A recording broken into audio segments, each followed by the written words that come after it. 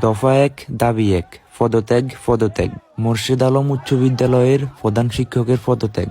মোর্শেদ আলম উচ্চ বিদ্যালয়ের প্রধান শিক্ষকের পদত্যাগের দাবিতে আজ সকাল 10 ঘটিকার সময় মোর্শেদ আলম উচ্চ বিদ্যালয়ে ছাত্রছাত্রীরা এক বিশাল বিক্ষোভ মিছিল শুরু করে। মিছিলে তাদের সবার একটাই স্লোগান, স্বৈরাচারের ঠিকানা এই স্কুলে হবে না।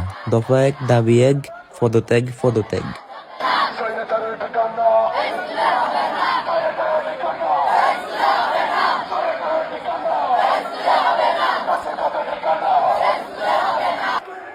এই আন্দোলনে স্কুলের সকল শিক্ষার্থীদের সাথে স্কুলের প্রাক্তন শিক্ষার্থীরাও যোগদান করেছে। তারা সবাই এই স্কুলকে দুর্নীতিবাজের হাত থেকে রক্ষা করার জন্য এই আন্দোলন শুরু করে।